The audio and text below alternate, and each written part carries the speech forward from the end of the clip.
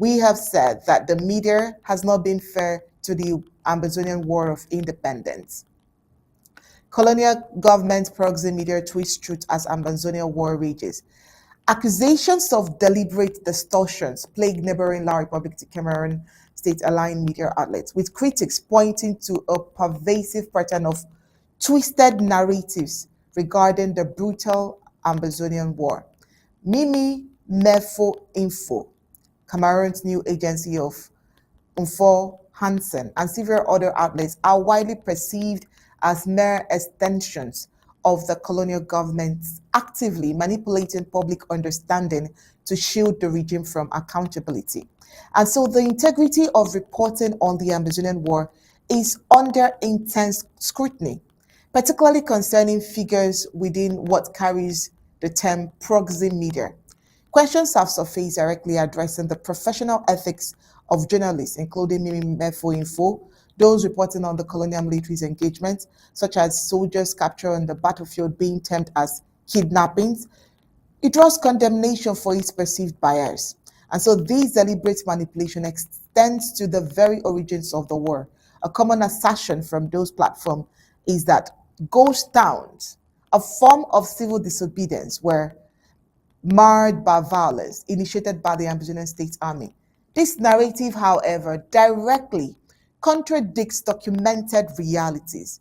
Of course, we've reported here severally when Ambazonians take the days off to either play sports or go to the farms or do something fun.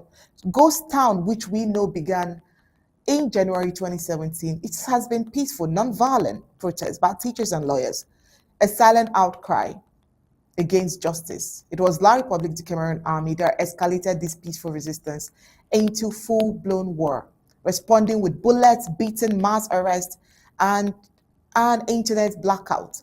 The cold-blooded killings of over 20 peaceful marchers on the 1st of October 2017 marks the turning point, prompting a defensive reaction from the people.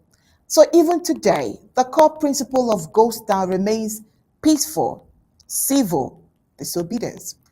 The violence observed is largely a consequence of repression, you would agree with me. Colonial soldiers forcibly opening businesses, fighters enforcing lockdowns, and the cycle of revenge born from state-imposed injustice. This does not invalidate the underlying protest.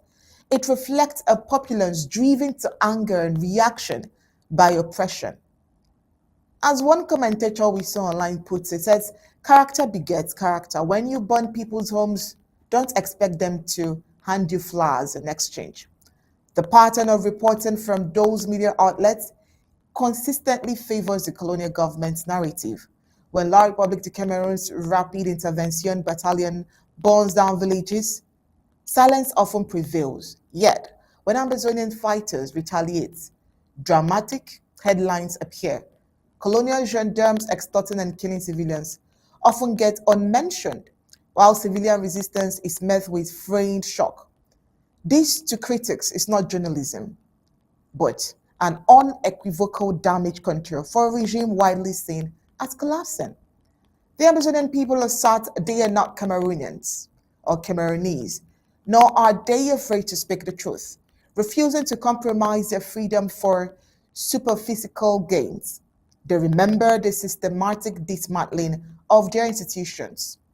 Talk about Tico, talk about Bafo, talk about Manfe Airport shutdown, banks looted, elected leaders forcibly removed, villagers burned, children killed. No amount of narrative twisting can erase these atrocities. For these media outlets, the demand remains clear. Confront the core issues. Ask why the Federation was destroyed. Demand to know who ordered the burning of Ambazonian villages. Inquire why the colonial government responds to silence with bullets.